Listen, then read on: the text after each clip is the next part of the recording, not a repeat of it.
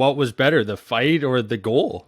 Yeah, I mean, I'd be lying if I say I wasn't dreaming of a goal probably ever since I was, able to shoot the puck all the way down the ice just and get it there, just in general. So I'd probably pick the goal for sure. I think every goalie always screws around after practice, just shooting down at the far end of the net and trying to practice it. So, like you said, you don't really get chances too often or like the right times to do it or when the puck comes to you. So it was kind of a spur of the moment thing and it just happened to work out. So I definitely pick goal though, for sure.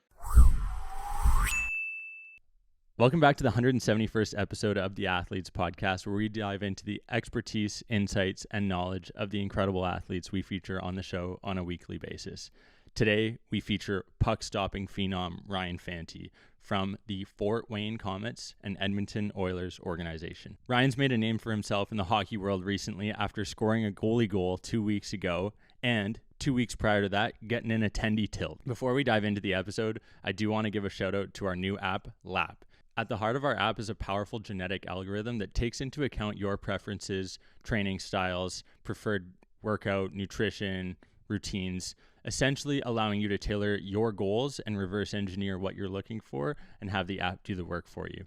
It's going to be incredible. If you head over to our website at theathletespodcast.com, you can sign up for our newsletter as well as get into beta access for this app when it is released. While you're over at our website at theathletespodcast.com, you'll see the new lid that I'm sporting. We have a ton of new merchandise up there. We're running a golf shirt sale.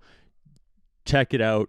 Get some merchandise. It's golf season. It's sporting season. Sport your favorite podcast merchandise at theathletespodcast.com.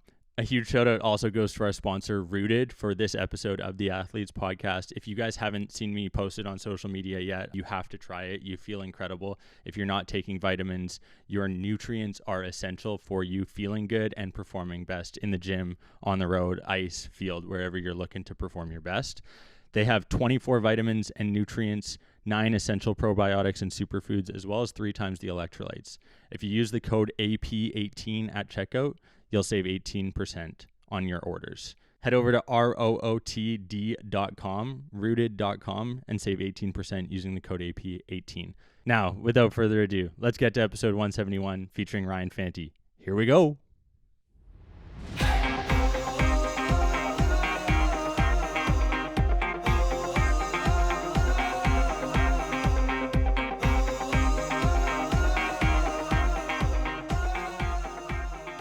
Ryan Fanti, welcome to the 171st episode of the Athletes Podcast. Pumped to have you on, man. Yeah, no, thanks for having me, guys. I'm excited to be here. First goalie ever to have a goal and a fight within a month. Ben Boudreau describes you as one of the nicest, humblest, hardest working individuals on the team. I'm honored to be able to feature you on the show today, get you on, excited to have you share what it feels like to sign a contract with the Oilers after potting a goal. Is this just a requirement now to become an NHL goaltender? No, I don't think so. Not even close. I got just a lucky bounce at the end of the day. So, yeah, no, thanks. Nice words from Benny there. I appreciate those from him. No, Ben's a former guest on the show, the 89th, I believe, to be precise. His dad's also been on episode 100, but I want to talk about Ryan Fanti today, who you are, Thunder Bay native, growing up playing the 10D position. We love to feature goalies on the show. I'd love for you to share maybe just a bit about who you are, how this whirlwind experience has been over the past month, because I'm sure it's gotten you a bit of attention, TSN, Sports Center, etc. What's it been like, man? Yeah, no, exactly. The last month has definitely been a little bit crazy. Just the way things have worked out, like you said, back to back. Yeah, I've been in Fort Wayne here, just a little bit between back and forth between Fort Wayne and Bakersfield in California there. So yeah, but just the last month, I mean, just in a game against Wheeling, got in a little bit of a goalie fight at the end of the game, and then I don't know, it was 3 weeks or a month later or whatever it was. I got a chance to shoot in an empty net and end up scoring. So the last month's definitely been kind of crazy. Just in Fort Wayne, it's a pretty big hockey city itself. So it's been pretty cool to feel all the support, from the fans and to family, friends back home and things like that. Because those are obviously a couple of things that don't happen too often, or that you get a chance to engage in regardless. So it's been a cool month or so for sure. Yeah, Fort Wayne, just so that people know, I believe it's 71 years old. The Comets organization, like third oldest in North America, it might be first. I don't know, I'm butchering that part, but crazy the history that the Comets have. I know Ben was running around that organization when he was a kid, when his dad was coaching that team. So I'm curious, maybe before we get in, let's just start. What was better, the fight or the goal? Yeah, I mean, I'd be lying if I say I wasn't dreaming of a goal probably ever since I was, able to shoot the puck all the way down the ice just and get it there, just in general. So, I'd probably pick the goal for sure. Just like I said, it's something I've always dreamed about. I mean, I think every goalie always screws around with their goalie partner here or there, or practice or after practice, just shooting down at the far end of the net and trying to practice it. So, yeah, I definitely have to pick goalie goal. It's pretty cool. Just like you said, you don't really get chances too often, or like the right times to do it, or when the puck comes to you. So it was kind of a spur of the moment thing, and it just happened to work out. So I definitely pick goal though for sure. Yeah, that's what I figured. What was the age that you could first get the puck down the ice as a tendy? Wow, yeah, that's a good question. I don't know if I know the exact age. I want to say probably somewhere like I'm not even talking raise the puck to the blue line or anything. Just get it all the way down there. It's probably like probably got to think Bantam or something like that, Pee Wee or Bantam. I can't remember correct. I can't remember honestly, too accurately there, but I would say somewhere around that age. Have you ever had an opportunity beforehand that you missed that you were close? Yeah, so like I said, they don't really happen too often. If you're a goalie, you know that if you're involved in hockey at all, it doesn't really come around too often, like the right opportunity, I should say. So I had one other chance kind of in junior where I actually went after it. I played junior in the North American Hockey League just for the Minnesota Wilderness there. And yeah, it was my second year there, and we were winning by two, so it obviously gives you a little bit more leeway to kind of go after it. So, but the puck kind of came down on me, and it was a little bit like it wasn't like settled down; it was kind of rolling. So I took an extra second just to make sure I settled it down, and I actually think I probably got better wood on it than the shot that I took, a couple weeks ago or wherever it was. But the forechecker did a good job and kind of jumped up in the air and like knocked it down, and then as I was trying to scramble back to my net, he actually banked it in off of me and it ended up going in. But luckily, like I said, we had the 2 goal lead and we ended up winning anyways off of it. So, but yeah, that's really been the only other time that I've actually like full on can say that I've tried for it. So, yeah, I got lucky that the second time it went in. Yeah, yeah, I love it. Maddie Hutch, my cousin, who we're staying with here at In Goal Mag HQ over on Vancouver Island, tried it in a 1 goal lead and was close. Almost gave up. I know it was a little dicey one. He'll kill Yeah. me for saying that, but it brought up a good question because Hutch asked. He's like, "Man, how many goals do you think you've either affected positively or negatively through playing the puck?" Yeah, that's a good question. I like to handle the puck quite a bit, just in general. I played college and in junior and in the null and junior.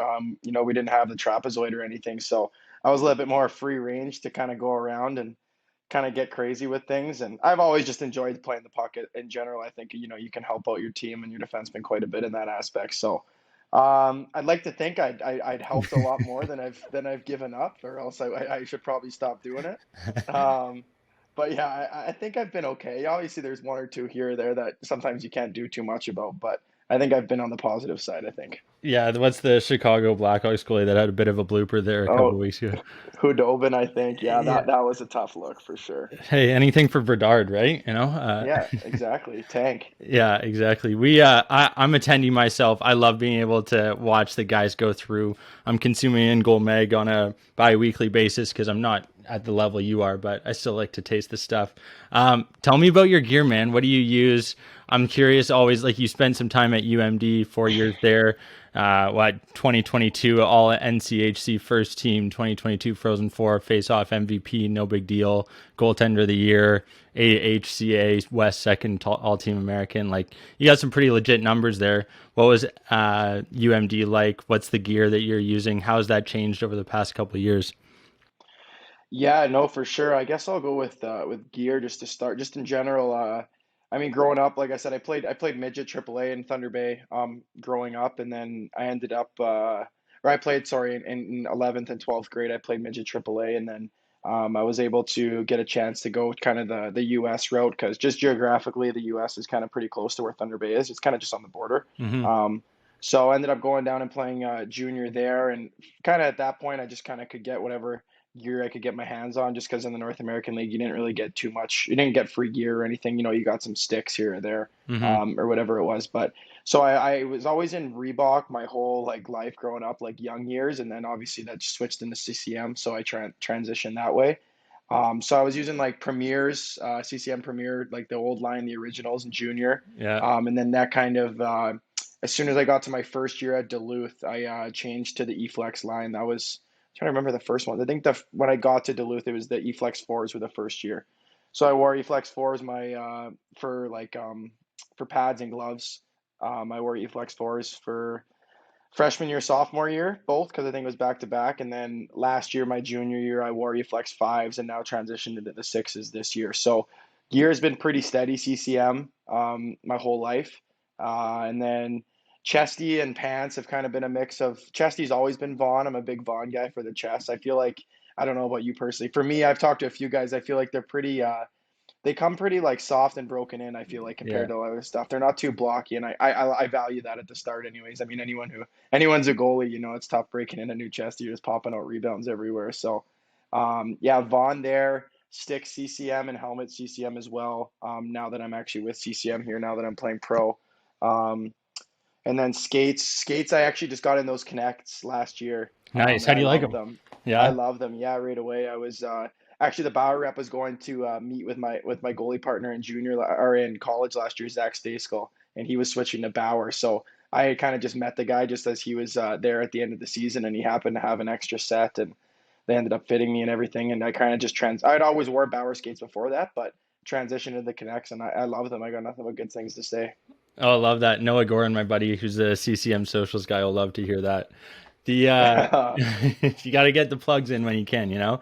Uh, Yeah, what, no, what but what was UMD like? Sorry, I cut you off. Go ahead. no, absolutely, yeah. UMD is awesome. So Thunder Bay is just, I mean, Duluth's northern Minnesota, just on Lake Superior, there on the shores of Lake Superior. It's a really beautiful spot.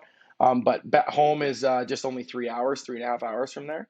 So I kind of grew up like just going and playing in Duluth or Minneapolis, St. Paul hockey tournaments, growing up. So was super familiar with the area and always coming through and watching, the Bulldogs play, which was always cool. So so Duluth was awesome though, just in general. Kind of like a decent sized city, about 80,000 people just on a hill in northern Minnesota. So definitely cold and everything, but great spot for hockey. Really, really rich atmosphere all the way around. Um, the program, I'm trying to think of no other really sports teams in the area other than like some other college teams, whether it's Scholastica or there's a D3 UWS is right there as well. So it's pretty cool to be like part of the biggest kind of team program in the area. You get a lot of backing and a lot of support from the area. So Duluth is awesome. So I got nothing but good things to say, and was super fortunate to kind of in my 3 years there be a part of some really really good teams that had some success.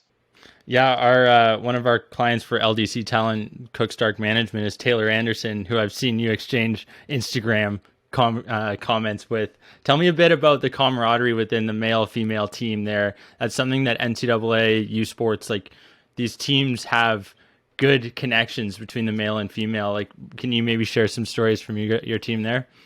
Yeah, for sure, absolutely. So at Duluth, hockey is the only D1 sport there. So us and the women's are the two D1 programs at Duluth, and we share Amsoil Arena, which is the rink there in Duluth. So we share the ice and share the gym and everything. So the men's and the women's team are always super super close, whether it's just socializing outside the rink or at the rink as well. So. Yeah, I gotten close with them, and they were always, supporting us, and they've had a lot of success over the last couple of years too. They've had an awesome team, ever since my years there. Or Taylor's a year older than me. Yeah, so she got there.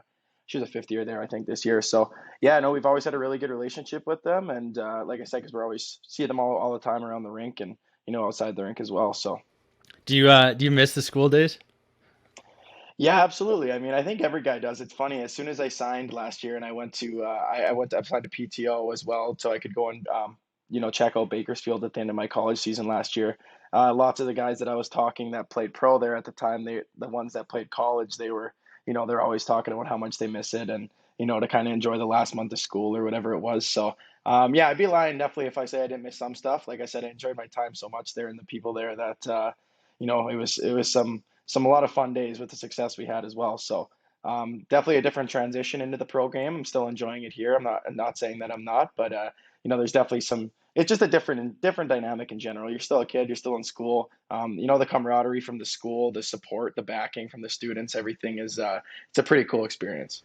Yeah, one of the things that I try and like highlight on this show is like, hey man, not everything is guaranteed as a professional athlete. Like you sign that contract, it doesn't mean that you're going to be able to play in the NHL and make millions of dollars. Like you got to enjoy the ride. Sometimes that school 4 years can be the best years of your life, where you transform, become the best individual you can be.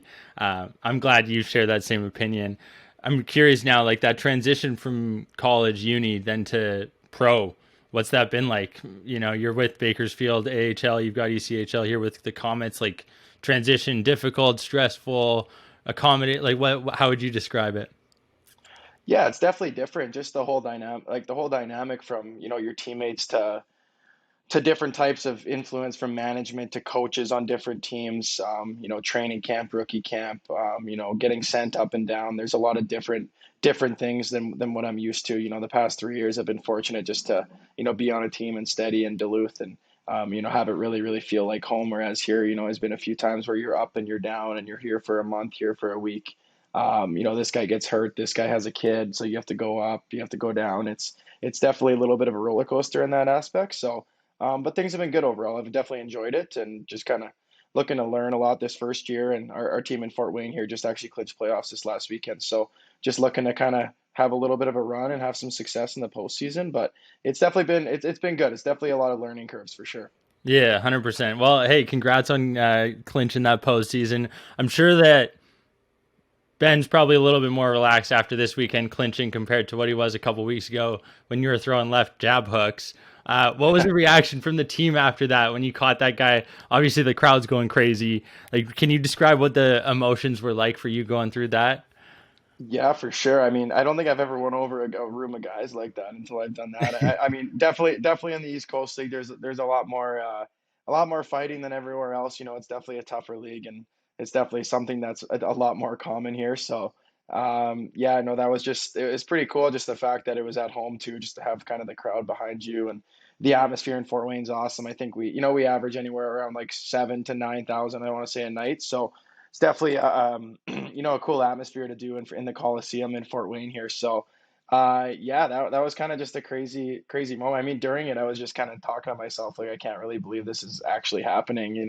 Like I said, it's kind of like a goalie goal where a goalie you're always thinking about it, or like a chance here pops up here or there. Like at the end of the day, do I really want to go down and fight someone? Like I don't think so at the end of the day, but yeah, the guys definitely appreciate it. I mean, it was just a cool energy to be in. Like I said, to do it at home and have the crowd behind you, and the guys were definitely souped up and enjoying it as well. Yeah, Fanti, Flurry almost one in the same here. He looked similar. Flurry was trying a couple weeks ago with Benner out there as well. What Yeah, were you nervous that, hey, like if I don't perform here, I'm going to end up on Sports Center for the wrong reason? I wouldn't say that was in my head. I mean, at the same time, I was thinking like I don't want to lose any teeth. Yeah. I'm thinking like I don't want to like I said, I'm here to play games. I'm here to have some success going into playoffs too. Like I don't need to like break my hand or break knuckles. Like I don't need to do that. So maybe that in the back of my head, like my dad's gonna kick my ass or something after this or something along those lines. But yeah, no, it was that was kind of going through my head. Like I said, I've never really been in a fight before, whether it's on the ice or off the ice in general. Like other than a sibling fight here or there where you're Mm. really not 100% throwing punches. So. I think a little bit of flurry of everything was going through my head, to be honest. Dude, that's crazy because you came in there pretty confident. It looked like you knew what you were doing. That was the first time you'd ever thrown hands, Yeah, really? yeah, ever or like attempted to have been punched at. I mean, like I said, you always see guys too, like growing up in junior and pro, you see guys screwing around after practice and like teaching each other things here or there. Or not saying that I learned anything. I feel like I kind of just winged it and just kind of went after it. But I think like I said, after at the start, after I got lucky with the first one, I feel like I got a little bit of confidence and then kind of just let it go from there and started swinging away. So yeah, I didn't really have too much experience before that for sure. What were the celebrations like after that game, man? Yeah, no, it was good. That was a big weekend actually too, because at that point Wheeling was in fifth behind us for the last playoff spot by only like 6 or 7 points, and we had them back to back games. So it was a pretty big weekend, just in general for the points. Never mind, the energy that ensued with it. So, but that was nice because it was like only a minute left in the game or so, and we ended up actually just scoring the empty netter. That's how the brawl started, and then we ended up having the goalie fight after that. So. Just in general, it was a big win, and then adding on top of that, the way it worked out with having the crowd and the guys after, so it was pretty exciting after. Yeah, you're newly minted as hockey's most exciting goaltender. I know you're going to be humble and say you don't deserve it, but hey, as of right now, that's what people are calling you. I gotta ask, your 2022 national championship tournament, you post consecutive shutouts in the semifinals and championship game. How the heck do you go do that in at that time? What's probably your most important games of your career? Like you've got to be feeling like on top of the moon after that weekend. What was it like? Share those emotions. Yeah, no, that was just a crazy weekend in general. Like Duluth, there we play in the NCHC, the National Collegiate Hockey Conference, with the likes like North Dakota, Denver, Western Michigan, Omaha, St. Cloud, Colorado College. So we're pretty, we have a pretty heavy conference just in general. So actually going like before those, just going into the weekend, we came fifth, so we didn't even get home ice for playoffs. So first round we played St. Cloud and we ended up winning, and then that frozen face off there, our conference championship was at the XL. So that was my first time actually getting to that because my first year was in COVID and things. So yeah, Okay. that was just cool just to be at the XL Energy Center there at the Wilds rink and kind of be in that atmosphere of a big tournament. So we weren't even 100% guaranteed for the tournament. I think at that point, like we were really really close, like on the brink of being like a lock just pairwise with the rankings there. So yeah, it was just really, really cool in terms of we played Denver first, the first game, who was I think like number one or two in the nation and playing really, really well. And our team played awesome, and we got a three nothing win there. And then we played Western Michigan in the final of our conference tournament and played awesome there as well, and won 2-0. And then going into that third, then the first game of the tournament was the following weekend against Michigan Tech, and we won 3-0 there as well. And then we ended up meeting Denver again in the final there. We ended up losing 2-1. So just a crazy kind of 3 weeks or 4 weeks of playoffs where, emotions were high and we were having some success. So definitely a pretty crazy time because I don't think if you would have told me I was going to do that beforehand, I would have agreed with you. Not that I didn't have confidence, but, just to kind of have three straight in playoffs was pretty crazy, but super super cool at the same time. Yeah, you talked about it earlier, like watching guys as you're growing up pre games. Any specific individuals that you looked up to, idolized, who like you wanted to be that Broder or Turco? Anyone in particular? Fleury was actually by far my favorite goalie all the way growing up. I would say until I was about 15. Like I still love Fleury 100%. There's definitely some guys that I like as well as him now, but it was always the yellow coho pads initially just struck Oh, me. I remember like having like goalie magazines and things, or you'd see on the internet as a young kid, and he was so out of the ordinary compared to everyone with those bright yellow pads that he was really really easy to watch and easy to root for, especially with me growing up. The Penguins started to be, quite a force to be reckoned with when Fleury and Crosby and Gino came into the mix. So they were always a real fun team for me growing up to watch. So I would definitely say Fleury was the main guy that I supported my whole life. okay, okay. You talked about magazines. Do you consume in goal mag content? Like, I got to ask, we've featured a ton of goalies. Dylan Wells, Dylan Ferguson, who just got his first career start with the Senators. Shout out to him. You consume in goal mag content? I feel like every goalie on the world does. I Yeah, I follow them on all their socials and things like that and follow along quite a bit there. I don't, not actually the magazine. Definitely should probably start because I've definitely heard a lot of good things, and with those pro reads and things I see that I definitely want to hop into. So probably something I'm gonna start doing for sure. Yeah, they're it's crazy actually the amount of content that they put out. I've fallen off of it because I'm washed up playing some beer league puck, but I can still learn how to stop a thing or two every once in a while. But I get to talk to guys like you where I can pick their brain. What's helped you the most over your career when it comes to training, performance? Are there specific camps that you would attribute success to? Going out on a weekly basis, practicing, like how would you say you've gotten to where you are in your career? Yeah, I mean, I definitely haven't taken the most direct path. In Thunder Bay there where I grew up, we only had one AAA team. So and there isn't, like, we're so remote. There's nothing around us.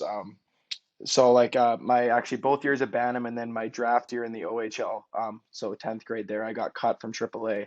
So I didn't make our local AAA team at all. So I didn't really get a chance to go.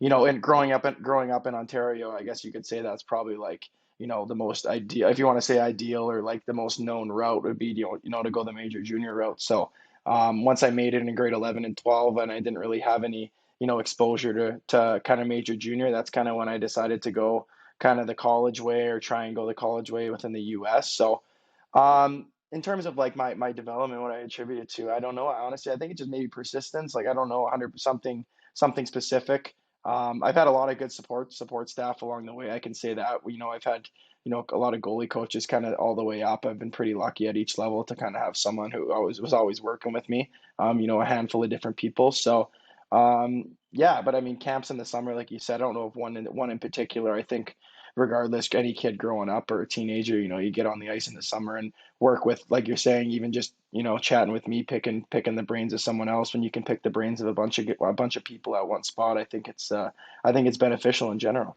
Yeah, it can be overstated because people, it's everyone wants to keep secrets to themselves because they think they're going to get better on their own, but the only way everyone gets to win is by collaborating and working like a team, And I think like you said, if you're in Thunder Bay getting cut at grade 10, there's probably hundreds of other goaltenders going through that exact same thing, and it's, hey, how can we make sure that these goalies have the same access to the training so that next year when they come around they're going to see that success?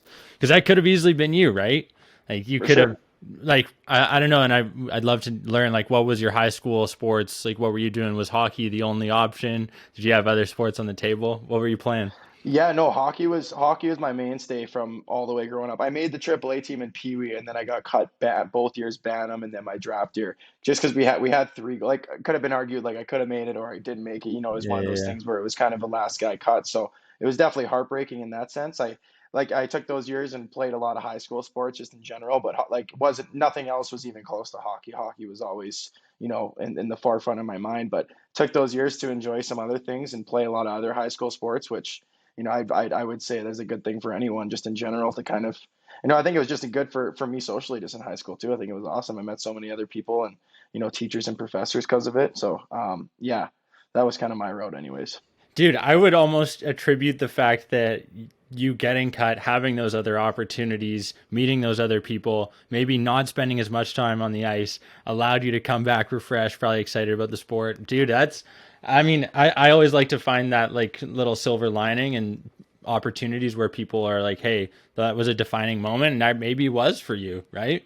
Absolutely. Yeah. Just even maybe getting cut, my draft year, or both years in Bantam, say I make it, and then saying, and, my draft year, I play well enough to maybe get drafted and maybe, get pushed down that OHL route.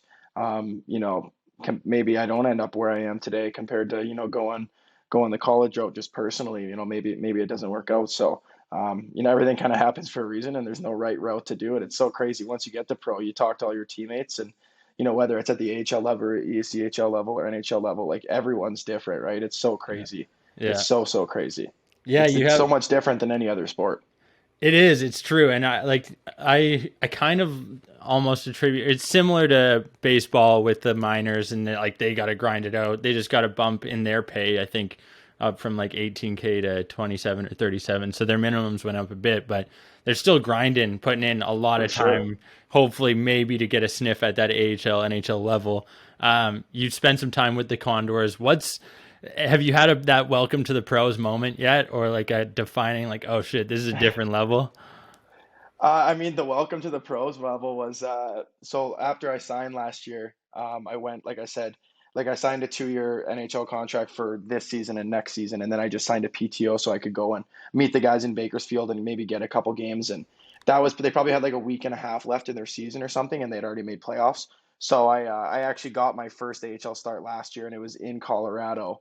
It was actually right 2 weeks before I was on that same ice. That's where we lost our regional final to Denver. Was on that same ice sheet. And then 2 weeks later, I made my pro debut there, and played Colorado, who was a really really good team at the time. And like a minute and a half into the game, we TO it, and the guy, like, their top scorer, comes down basically on like a breakaway, and he shoots and scores like first pro shot. So that was definitely maybe like the welcome to the pros. I know that's the first thing that hops into my mind. We ended up coming back and winning, which was awesome. But I would say that's probably my welcome to the pros for sure. I would say, first shot, first goal. I mean, Yeah, what else is welcome to the pros, yeah.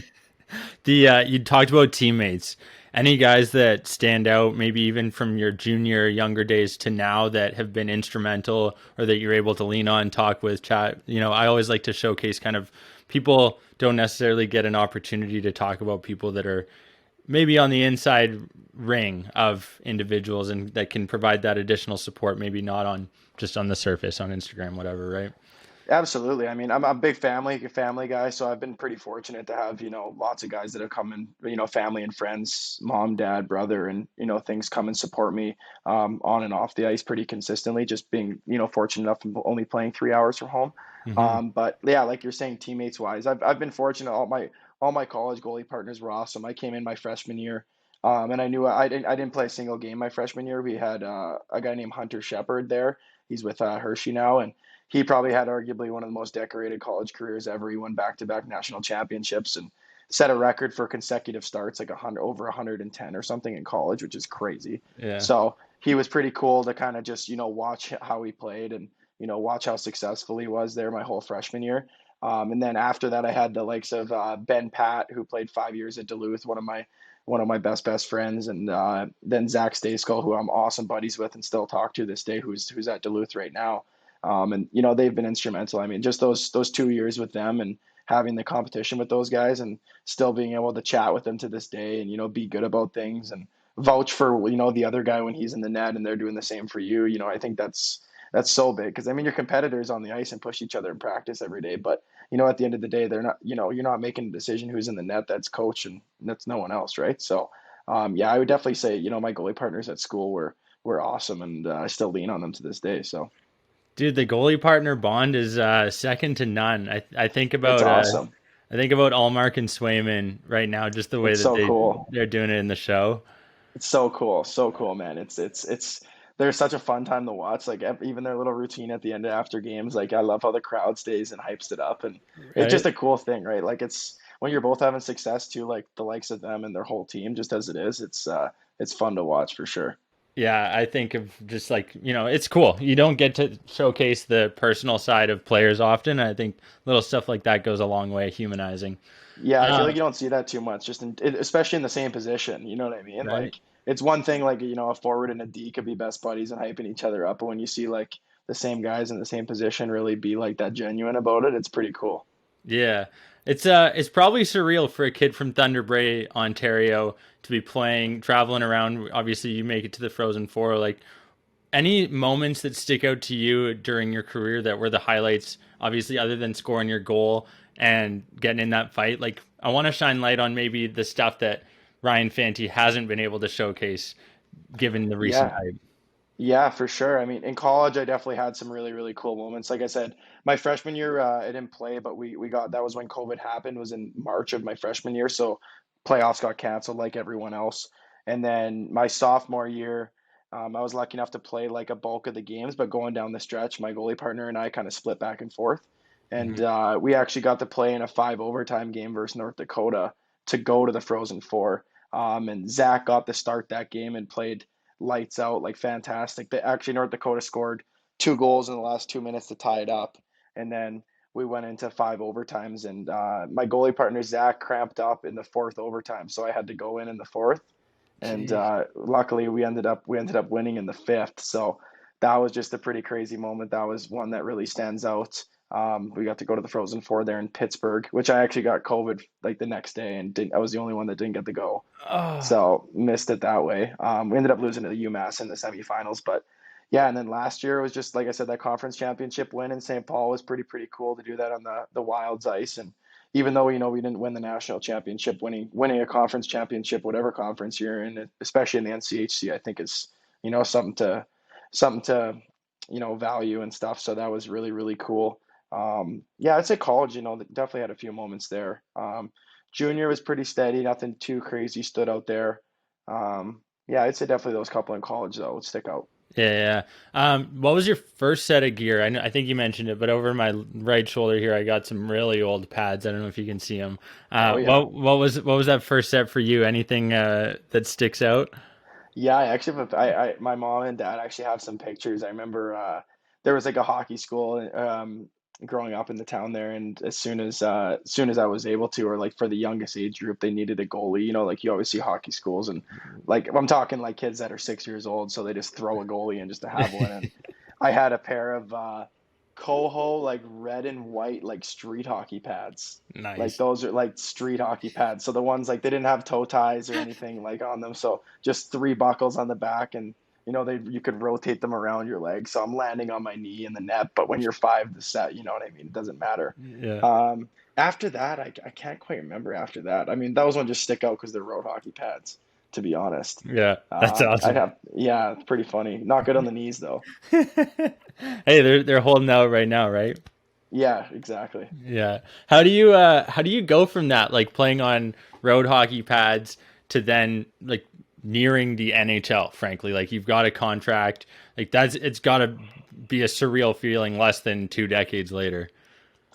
Yeah, obviously. I mean, if it was to all happen at once, it'd be one of those things that's like, holy man. But over the years, you see stuff develop and gain some confidence, and think you can kind of get to that point. Whether it's like you're saying, you're growing up playing minor hockey to, making AAA for the first time, to having some success, thinking you can get to that junior level, then getting to junior, then same kind of thing, having success there, thinking that you can get to college, and then finally getting there. So there's definitely steps along the way where there's really really cool small moments here and there that are building, that you've, like you said, once you get like I said, when you get confident, you think you can get to that level, and then when you achieve it, it's really cool. But yeah, like I said, I got probably definitely a dream to play in the NHL one day and get that game, and I bet you that'll probably be the coolest of them all. Definitely, step to step. Yeah. Signing was awesome, and definitely a cool moment to have with the family and everything. That was super special. But yeah, like I feel like I'm 90% or 95% of the way there, but that last 5 or 10% is harder than the 90 before. So it's it's been a cool ride for sure.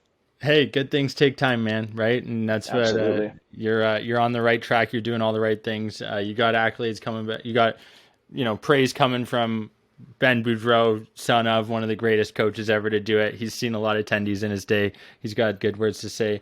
How do you like wrap all of your your years of experience into the way we ask and wrap up our episodes here on the Athletes Podcast? Is we ask our guests what their biggest piece of advice is for the next generation of athletes. And we do this because our goal is to educate, entertain, and inspire that next gen. I feel like you've got a ton of wisdom for a 23-year-old who's just young in the game, fresh off, some pretty remarkable achievements. But I'd love for you to share what insights you have for that next gen, maybe some pieces of advice, words of wisdom that you wish you would have heard as a kid growing up.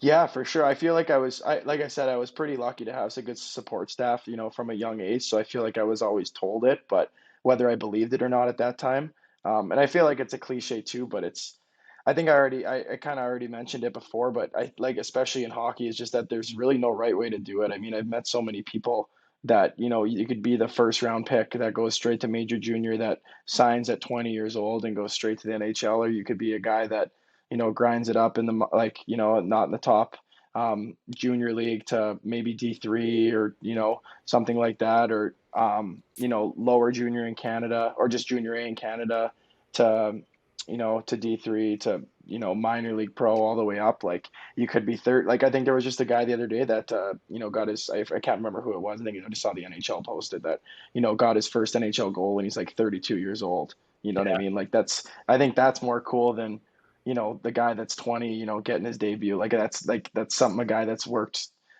his ass off his whole life, and probably gone through so many more things that, we could ever imagine, just to get to that point. So I think that's really, really important, just in general, for people to always remember, is that, there's going to be so many ups and downs and things where, you think that it's over. I mean, I've gone through that in my head a million times, where, you have a bad game here, this guy comes to watch you to get to that next level, and you have a bad game and it doesn't work out. And you know what I mean? Things are always going to fall into place, and things, like, everything's going to happen for a reason, for sure. It's super cliche, but I genuinely do believe that.